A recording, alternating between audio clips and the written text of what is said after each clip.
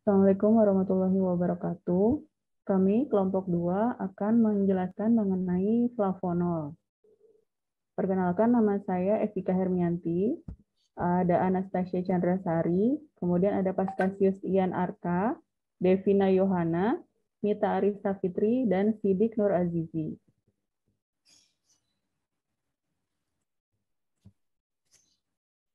Flavonol termasuk dalam golongan flavonoid yang memiliki gugus 3 hidroksiflavon. Keragaman berasal dari posisi yang berbeda dari gugus OH fenolik. Seperti dilihat, struktur flavonol ini ada gugus hidroksil pada C ketiga.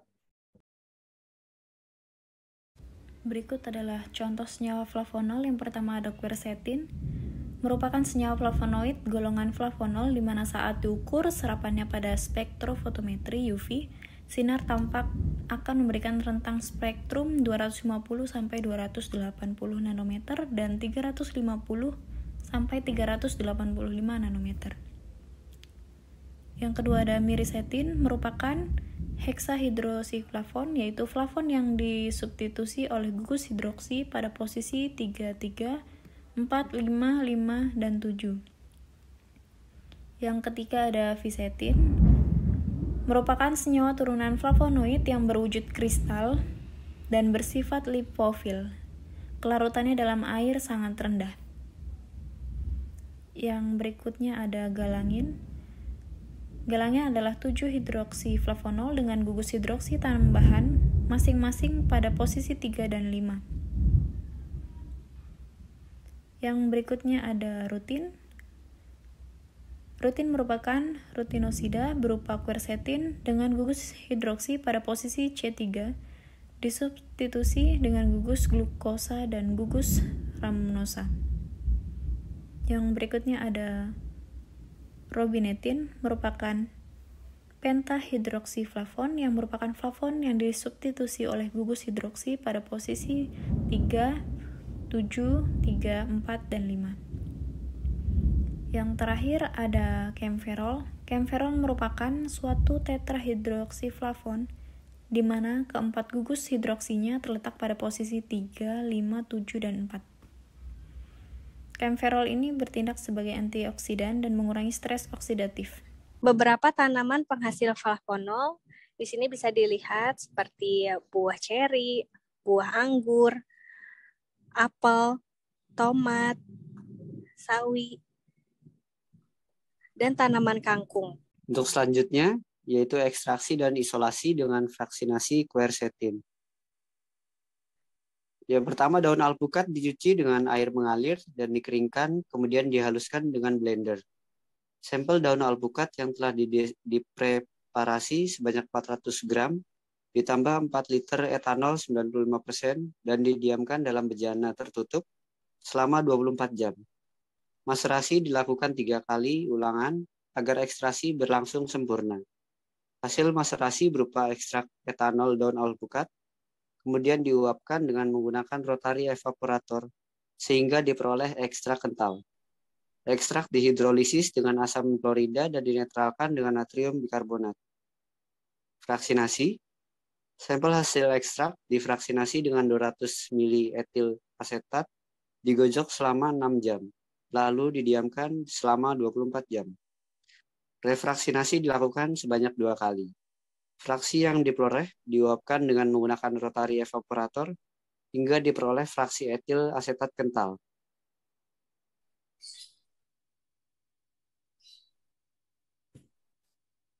Dan identifikasi senyawa quercetin, ekstrak etanol daun alpukat.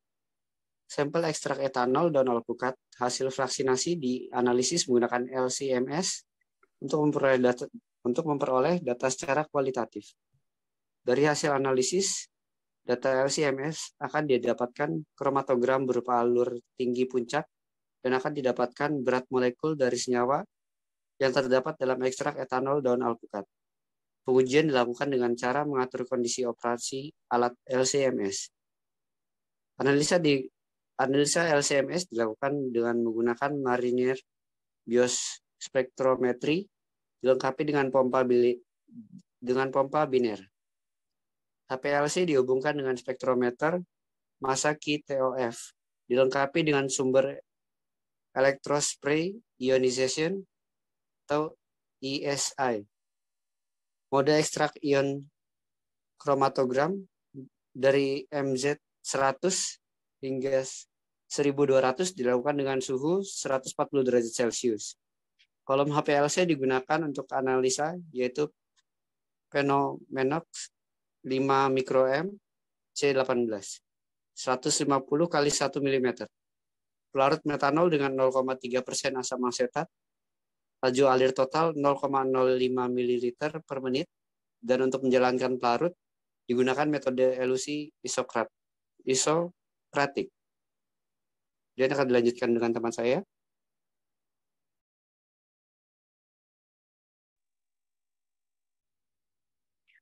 Hasil identifikasi quercetin.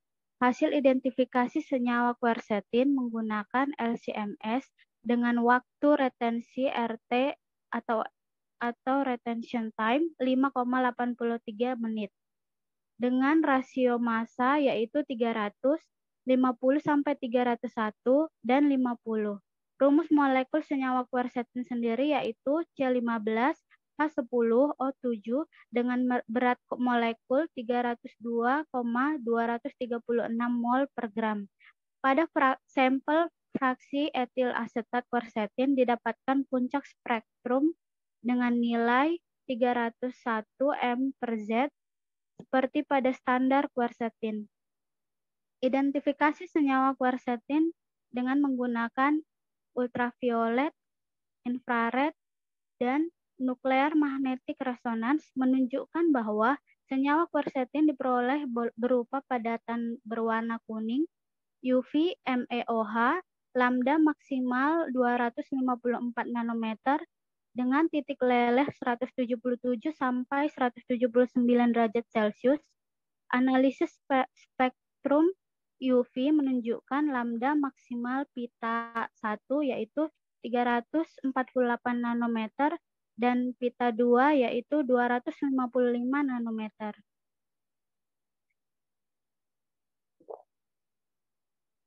Berikut hasil penelitian yang dilakukan dapat disimpulkan bahwa ekstrak etanol daun alpukat hasil vaksinasi dengan etil asetilnya mengandung salah satu senyawa flavonol yaitu quercetin pada waktu retensi 5,83 menit. Selanjutnya akan dilanjutkan oleh teman saya.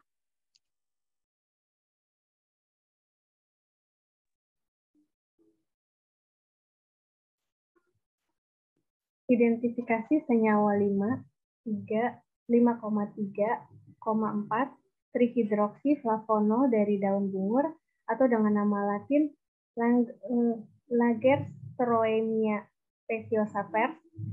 Nah, untuk spektrum hasil spektrofotometri ultraviolet sinar tampak isolat X menunjukkan dua puncak pada lambda 272 nanometer dan lambda 361 nanometer. Senyawa X merupakan suatu flavonoid jenis flavonol yang memiliki rentang pita L 352 sampai 385 nanometer dan pita 2 270 sampai 295 nanometer. Di bawahnya ada gambar grafik yang menunjukkan hasil spektrofotometrinya. Untuk efek senyawa dari masing-masing senyawa flavonol, itu dari quercetin memiliki efek senyawa yaitu efek antioksidan sebagai penangkal radikal bebas. Dan quercetin juga terbukti memberikan efek perlindungan pada kerusakan jaringan iskemik rever-fusi hati.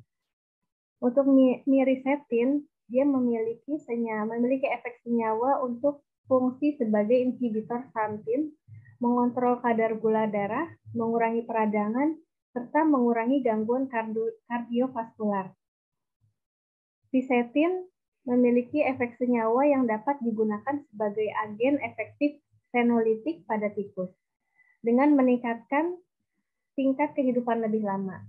Fisetin juga mengurangi pertumbuhan patogen, yaitu sebagai antioksidan. Selanjutnya akan dibahas dengan teman saya. Efek senyawa selanjutnya yaitu galamin pada tanaman lengkuas dapat meredakan rasa lelah pada tubuh, juga dapat sebagai antikarsinogenik. Yang selanjutnya adalah camferol, memiliki efek antioksidan, membantu pengobatan kanker atau antikarsinogenik, pengobatan penyakit jantung, gangguan neuron, dan kolesterol. Selanjutnya ada rutin, memiliki antioksidan yang kuat, memperkuat daya kapilaritas pembuluh darah, dan membantu menghentikan edema atau pembengkakan vena. Yang terakhir ada robinetin, dapat juga menghambat aktivitas mutagenik benzopiren pada liver tikus. Ini ada daftar pustaka yang kita gunakan dalam pembuatan PPT ini.